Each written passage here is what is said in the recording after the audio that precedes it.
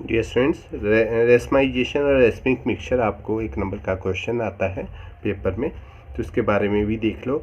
ऐसे डिसमेट्रिक मॉलिक्यूल मतलब जिसकी नॉन सुपर इम्पोजेबल इमेजेस वाले होंगे, हम जिनको बाइसेक्ट नहीं किया जा सकता, ऐसे मॉलिक्यूल्स होंगे जो डेक्सो रोटेटरी होंगे, लीवर रोटेटरी होंगे, वो एनिंशियोमर होंगे, पेयर में होंगे, दोनों किसी भी मिक्सचर में वो क्या होंगे, डेक्स्ट्रो भी होगा, उसमें लीवो रोटेटरी भी होगा, जिसमें राइट साइड को OH ग्रुप जैसा ग्रुप जुड़ा होगा, लेफ्ट साइड को जुड़ा होगा, तो दोनों है। ठीक है, तो ये कभी हम ऐसे मिक्सचर्स को हम रेस्मिक मिक्सचर्स बोलते हैं। ठीक है ना। और इसमें जो ये कभी भी पॉसिबल नहीं होता अभी किसी भी जो एनेंशियोमर्स है हमारे पास है, उसका कभी ऑप्टिकली इनएक्टिव हो हमारे पास।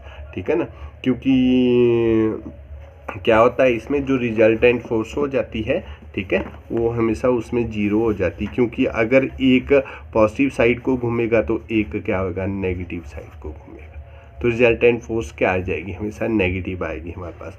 तो हम उसकी डेफिनेशंस कैसे लिखेंगे कि it is the mixture of pair of enantiomer mixed in equal amount में होगा। मतलब 50% अगर आपके पास डी वाला है, डेक्सो रोटेटरी है, तो 50% ही आपके पास क्या होगा, लीवो रोटेटरी होगा, और ऑप्टिकली क्या होगा, इनएक्टिव होंगे मतलब।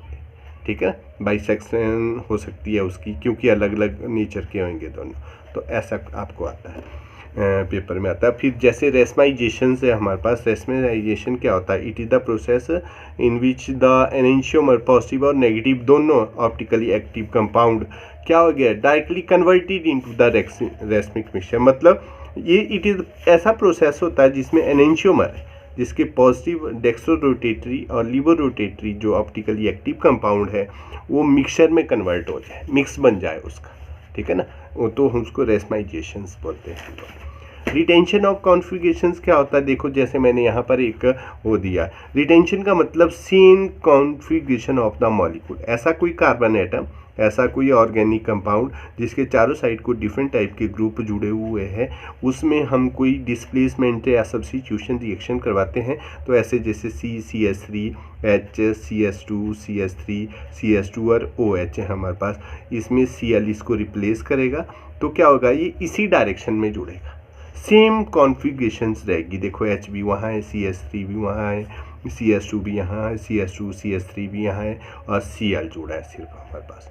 ठीक है, इसी तरह आप इन्वर्सन ऑफ कॉन्फ़िगरेशंस में आते हो। इन्वर्सन का मतलब है change in arrangement of atoms और ग्रुप ऑफ एटम्स। देखो क्या होता है हमारे यहाँ पर, ये जो है वही कार्बन जिसमें डिफरेंट टाइप के ग्रुप जुड़े हुए चारों साइड को, उस पर OH अटैक कर रहा है, OH अटैक कर रहा है, तो उसके लिए क्या होगी, वो इस तरीके की एक बॉन्डिंग बना देगा कि बॉन्ड भी बनेगा और बॉन्ड ब्रेकिंग भी होगा, क्योंकि ये इसको इस साइड को नहीं लग सकता, इसलिए लग सकता है क्योंकि ये भी मोर इलेक्ट्रोनेगेटिव इन नेचर है। तो एक साथ 5 बॉन्ड जुड़ेंगे, जिसको हम ट्रांजिशन बॉन्ड बोलते हैं, ट्रांजिशन स्टेट बोलते हैं। तो इसको बाई न्यूक्लियर भी बोलते हैं हम लोग, बाई न्यूक्लियर। ठीक है, तो हम इसको बोलेंगे by nuclear substitution reaction, substitution reaction मतलब SN2 रिएक्शन। तो इन्वर्सन कैसे हुई, देखो ये जो OH ग्रुप है ये यहाँ नहीं जुड़ेगा, अब ये देखो ये साइड को आ गया, इसको इन्वर्सन बोला। बाकी उनकी पोजीशन है वो इसी डायरेक्शन में है, जैसे Cl क्या होगा, लीविंग ग्रुप हो गया हमारे पास। अब रेस्माइजेशन को समझना है हमने। रेस्माइजेशन में दोनों तरीके के हो सकते हैं, दोनों मिक्सचर हो सकते हैं, इन्वर्सन का भी और रिटेंशन का, यही तो है। इसी को रेस्माइजेशंस बोलते हैं, जहाँ एनेंशियोमर को हम रेस्मिक मिक्सचर में कन्वर्ट करते हैं, उस फिनोमिना को रेस्माइजेशंस कहा जाता है। तो आई थिंक आपको इस समझ भी आया होगा। मैं इसके PDF भी डालूंगा, तो आपने उसको देखना है। Okay, thank you.